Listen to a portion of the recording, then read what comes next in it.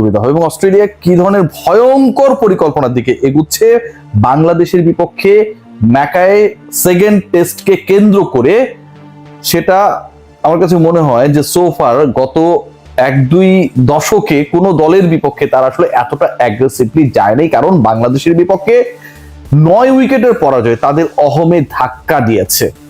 23 বছর ধরে যেই দলকে টেস্ট ক্রিকেট খেলতে আতিথ্য তারা দেয় নাই, আর যেই মাঠে তারা গত 22 বছরে টেস্ট খেলতে যায় নাই, সেখানটায় অস্ট্রেলিয়া যেভাবে মুখ থুবড়ে পড়েছে, তাদের পুরো দলে পরিবর্তন আনার কথা বলা হচ্ছে।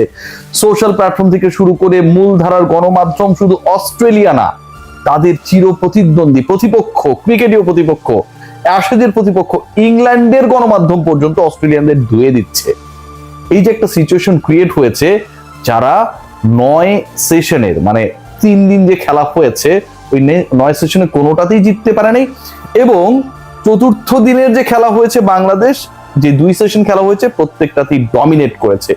সেই অস্ট্রেলিয়া গ্রেট ব্যারিয়ার রিফ অ্যারেনায়, যেখানটায় টেস্ট ম্যাচের অভিষেক হতে যাচ্ছে, বাংলাদেশকে উচিত শিক্ষা দেওয়ার একটা পরিকল্পনা করছে। যদিও সেই শিক্ষাটা আসলে কতটুকু বাংলাদেশের এগেনস্টে তারা অ্যাপ্লাই করতে পারবে সেটা নিয়ে যথেষ্ট সন্দেহ রয়েছে, সেই সন্দেহ নিয়ে অন্য সময় আলোচনা করব। আমি কি পয়েন্টস গুলো আলোচনা করে ফেলেছি যে আসলে কি কারণে অস্ট্রেলিয়ার এই অবস্থা হয়েছে, সেটা আপনারা কম বেশি সবাই জানেন। মূল পয়েন্টে আসি। বাংলাদেশের বিপক্ষে অস্ট্রেলিয়া যে পরিকল্পনা নিয়ে আগাচ্ছে, তাতে ডারউইনে যেই ঘটনা ঘটেছে, সেই ঘটনার কোনো ধরনের পুনরাবৃত্তি পরের টেস্টে ম্যাকায়ে হবে না। আপনারা যদি ম্যাচ পরবর্তী সময়ে অস্ট্রেলীয় ক্রিকেটারদের কথাবার্তা শোনেন, তারা কিছু বিষয় বলেছেন যে তারা কিছু ভুল করেছেন, যে ভুলগুলো তারা শুধরাতে পারেন নাই। কিছু ক্রিকেটার পারফর্ম করেছে, অন্যরা সেখানটায় রোল প্লে করতে পারে নাই। আর কিছু বিষয় এমন ভাবে ঘটেছে যেটার পুনরাবৃত্তি, থার্ড পয়েন্ট, কিছু বিষয় এমন ভাবে ঘটেছে যেটার পুনরাবৃত্তি পরের টেস্টে ঘটবে না, অনেকটা তারা প্রমিস করছেন। সো ওই পার্টটা কি? বাংলাদেশ বেসিক্যালি জিতলো কোন জায়গাটায়? বাংলাদেশের এই যে অসাধারণ একটা জয়, বাংলাদেশের পুরো ক্রিকেট হিস্ট্রির সবচেয়ে বিগেস্ট অ্যাচিভমেন্ট, অস্ট্রেলিয়ার বিপক্ষে বাংলাদেশ গতকাল যে ম্যাচটা জিতেছে, 9 উইকেটে জিতেছে, প্রত্যেকটা সেশনে ডমিনেট করে জিতেছে, সেঞ্চুরি পেয়েছে, ফাইফার পেয়েছে বাংলাদেশের ব্যাটার বোলাররা। সো ওই টেস্টে বাংলাদেশের স্ট্রেংথের জায়গাটা কি? তানজিদ হাসান তামিম, মেহেদী হাসান মিরাজ, হাসান মাহমুদ, আসলে কোন জায়গার স্ট্রেংথ? স্ট্রেংথের জায়গাটা হচ্ছে উইকেটের ক্যারেক্টার। সময় যত গড়িয়েছে তত বাংলাদেশ আসলে যেই ধরনের উইকেটে খেলে অভ্যস্ত, ডমিনেট করে অভ্যস্ত, সেরকম একটা চরিত্র ধারণ করেছে। উইকেটের চরিত্র, ডারউইনের উইকেটের চরিত্র, অস্ট্রেলিয়ার উইকেটের চরিত্র বাংলাদেশের টিপিক্যাল উইকেটের মতো অ্যাটিটিউড করেছে ডে 2 পর থেকে প্রবলভাবে। ডে 3 তে প্রবলভাবে আমরা সেটা দেখেছি। Point number 1। পয়েন্ট নাম্বার 2, তারা যে বলেছে যে এই ভুলের পুনরাবৃত্তি তারা করতে চান না। খেয়াল করে দেখুন, ডিসকাশনের স্টার্টিং এ আমি আপনাদেরকে বলেছি যে 23 বছর পরে অস্ট্রেলিয়া বাংলাদেশকে টেস্ট খেলতে আতিথ্য দিয়েছে এবং ওই ভেন্যুতে ডারউইনের মারার স্টেডিয়ামে তারা খেলতে নেমেছে 22 বছর পরে। মানে কতটা আসলে ছোট করা যায়, কতটা আসলে অবহেলা করা যায়, পাত্তা না দেওয়া যায়। দূর ব্যাটার দুকে আমি গুনলামই না। অ্যাটিটিউডটা অনেকটা ছিল অনেকটা সেরকম। বাংলাদেশের ক্যাপ্টেনের নাম জানেন না, নাহিদ রানাকে চেনেন না, এগুলো তো আমরা সোশ্যাল প্ল্যাটফর্মে, মূলধারা প্ল্যাটফর্মে নিউজগুলো দেখেছি যে অস্ট্রেলিয়ান ক্রিকেটাররা অনেকটা হচ্ছে আসলে মানে ভাবসের মধ্যে ছিল। সো ওই যে 22 বছর পর তারা ডারউইনের টেস্ট খেলতে গিয়েছে, সেটা তাদের একটা শিক্ষা। শুধু উইকেটের ক্যারেক্টার চেঞ্জ হয় নাই, ওইখানকার যে humid condition, despite they are the host, despite they are Australian, Bangladesh সেখানটায় একটা কি বলবো মানে ভিজিটিং নেশন, এত কিছুর পরেও অস্ট্রেলিয়া আলটিমেটলি প্রেসারে পড়েছে। শুধু উইকেটের ক্যারেক্টার চেঞ্জের কারণে না, উইকেটের ক্যারেক্টার অনেকটা বাংলাদেশের ফেভারে অ্যাটিটিউড করার কারণে না, ওয়েদারটাও আসলে তারা যেমনটা চাচ্ছিলেন, যেভাবে তারা অভ্যস্ত, সেই আচরণটা করে না। এখন এই দুইটা ঘটনাতেই তারা পুনরাবৃত্তি ঘটাবে না। আমি যদি 3 নম্বর পয়েন্টটা বললাম যে আসলে এমন কিছু ঘটনা তারা ঘটিয়েছে যেটার পুনরাবৃত্তি তারা ম্যাকায়ে করবে না।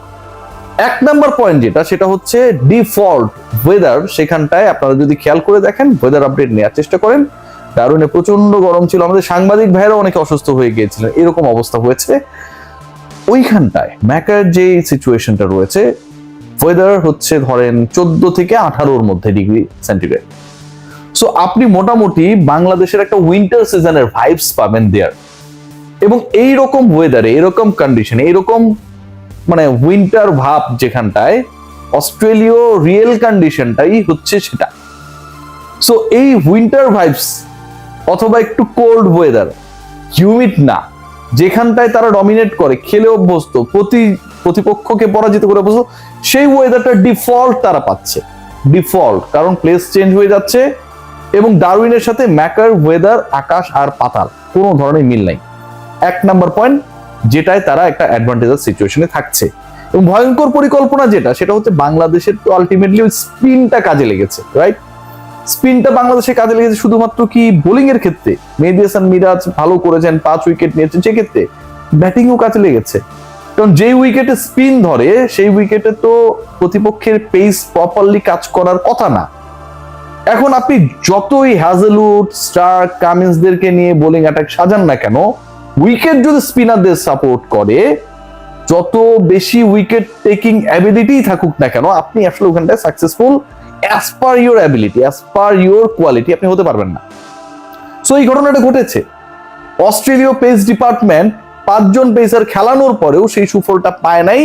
বাট এই ঝামেলাটা তাদের ম্যাকায়ে হবে না, হবে না বলা যায় এখন পর্যন্ত হাইপোথেটিক্যালি, কারণ ওই ভেন্যুতে এখন পর্যন্ত কোনো টেস্ট ম্যাচই অনুষ্ঠিত হয় নাই। বাট হাইপোথেটিক্যালি বলা যায় যে ডারউইনের সাথে ম্যাকায়ের উইকেটের আকাশ পাতাল পার্থক্য থাকবে। পরিবেশ বা অ্যাটমসফিয়ারের কথা যদি আপনি বলেন, ওয়েদার আপডেটের কথা বলেন, প্রত্যেকটা ব্যাপারে একটা বিশাল পার্থক্য থাকবে between this two venues. So Australia তাদের সবচেয়ে ফেভারেবল ওয়েদারে নেক্সট ম্যাচটা খেলতে যাচ্ছে আন্ডার প্রেসার, এবং যেখানটায় এমনও হতে পারে যে নাথান লায়নও বাদ পড়ে যেতে পারেন, তারা হয়তো আরো একজন এক্সট্রা পেসারকে ইনক্লুড করতে পারেন।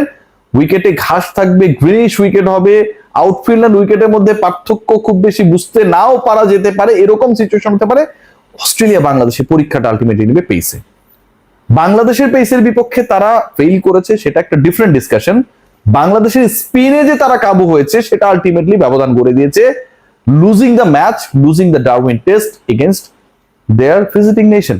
সো উইকেট অনেক বেশি গ্রাসি হবে, গ্রিনিশ হবে, এবং অস্ট্রেলিয়া আলটিমেটলি ওই মানে ঠান্ডা কন্ডিশনটাকে কাজে লাগিয়ে, যেটাতে তারা অভ্যস্ত, যেটাতে তারা আসলে মাইটি অস্ট্রেলিয়া, বাংলাদেশকে পরের টেস্টে পরাজিত করার পরিকল্পনা করছে। ডিফল্ট ওয়েদার তাদের ফেভারে থাকবে, এবং পেস ডিপার্টমেন্ট যেই সাকসেসফুল হতে পারেনি, the way actually they thought, they plan, সেটাকে তারা এক্সিকিউট করার পরিকল্পনা করবে শতভাগ। অহমে আঘাত লেগেছে না, সেই শটটা নেওয়ার জন্য ম্যাকাই টেস্টে। Let's see what happen. বাংলাদেশের পেস ডিপার্টমেন্ট কিন্তু কম না।